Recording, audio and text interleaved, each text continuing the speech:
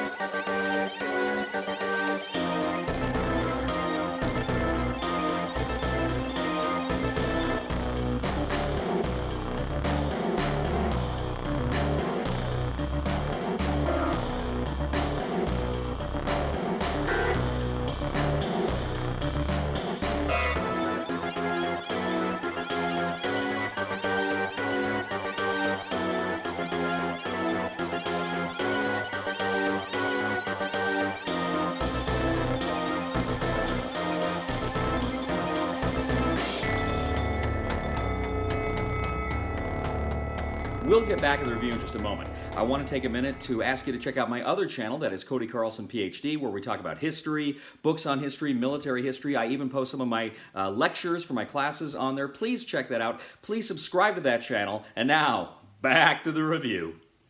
Expeditions, Gears of Corruption from Stonemaier Games is an expansion to your Expeditions game. This game brings new cards, new mechs, and all sorts of new goodies, and a few little new rules and tweaks. Now, first of all, you will be permanently replacing one of the tiles and some of the cards in the game. You will also replace the mech player boards that were single-layered that came with the base game with new dual-layered boards which better hold in place your various tokens that you're going to put on it.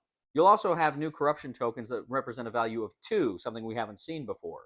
You're also going to have larger map tokens, which you place on the various undiscovered tiles on the board, and these are going to actually give you benefits once you get them, beyond just kind of the scoring benefits that map tokens gave you in the first one. You've got Bjorn and Max, a new crazy pairing for your game. There's Zara and Kar. There's Freya and Loki. And Balyon and Zaphon. And this expansion also allows for a 6th player to play in your game of Expeditions. You're also going to have a new yellow worker. This is a hero worker, and it is wild. You start the game with this worker, but there's no way to get one back once you have spent it. Now, one of the new rules that you have in this expansion is the corrupted mech. Essentially, what you're going to do is put a mech on the board and then put out a number of cards that are going to kind of represent how it functions during the game. Now, after players have gone, the corrupted mech will move according to how the cards tell it to move along the board. Now, if the corrupted mech bumps into you, you may lose things. You may lose a card, which can really hurt. You may lose money. You may lose guile. There's all sorts of things that you can lose if these mechs bump into you. So you're trying to avoid running into the mechs. But just like you can vanquish corruption from the locations, you can also vanquish the mech's corruption cards. These are the cards that animate it. And you do that, you just be adjacent to it. You can pay the price to vanish one of these cards, which will contribute to kind of your corruption score at the end of the game. So that is basically what you're getting with this new expansion. There's a few other little bells and whistles, but basically that's it. Now, I think, so right off the bat, this is a kind of an expansion I like. You've got a game you really like, and you don't necessarily want to mix it up a ton, but you want to mix it up a little bit. And this game does that. It gives you a ton of great stuff. First of all, I really like the dual-layered mech boards. They're much easier to use, I think, than the original. Easier to keep track of stuff. Your tokens will keep sliding around oftentimes on the track with the original. And this one, you can put them right down there in the whatever you call them. I really like that. I really think that's a great addition to the game from a component standpoint.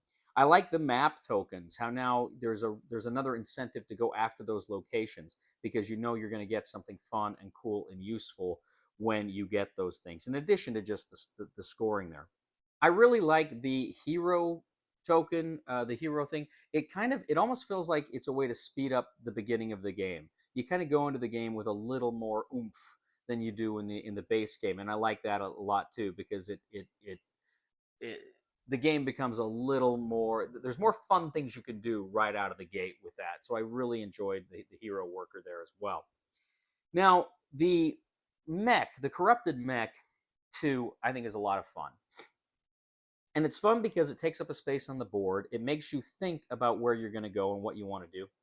And it's just kind of another level of well, it's something else you have to consider. And I really like that quite a bit in this game. Now, I'll tell you too, I like it a lot because when I play this game, I usually play 2-player. And I've played, in fact, I think I've only played it 2-player. I consider playing it 3, but honestly, I don't know that I want to play it with more than three players because I think it would get too. I think there'd be too much. I think it would lose something, and I think you'd have AP. I think you would have long play turns. So I'm not. I don't think I'll ever play this with more than 3 players. I mean, twist my arm, maybe 4, but honestly, I just don't see that, or more than that, certainly. So I really like this mech in a 2-player because it just adds another little consideration there. Now this game is kind of a multiplayer solitaire in a sense. You're each doing your own thing and trying to get ahead of the other person before they can. I do wish, and I was kind of hoping this expansion would add a little take that or some kind of intermech combat system there. I wish there was something like that that was a little more pronounced. But having said that, for what this expansion brings to it, I would call this expansion essential. I don't know that I will ever play this game again without the expansion. I think I will always play. If I'm playing with 2-player, maybe even 3, I will always play with the corrupted mech. I will always play with the new cards, always play with the hero worker, always play with the new map tokens. I think this game, I think this expansion is, as I say, essential. So I'm going to recommend it on a scale of 1 to 10, the Cody scale of 1 to 10. I'm going to go ahead. I'm actually going to give this as an expansion an 8. Like I say, I think it is more good stuff, fun new rules that don't get in the way or diminish from the original game at all, but really add to it in important ways. So that's my rating, an 8.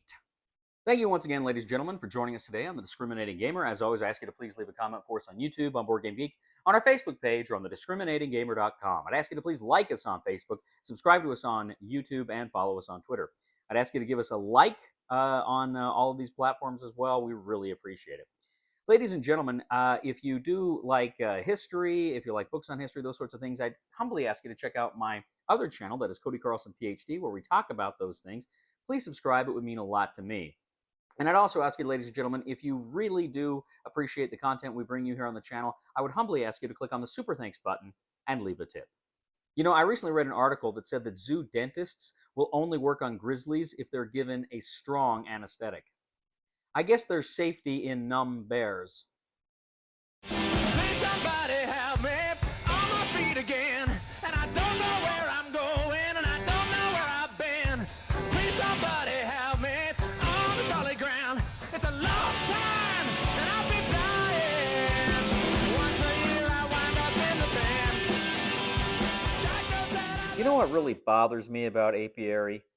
They're space bees. But they build a spaceship that looks like a bee. We don't build spaceships that look like people.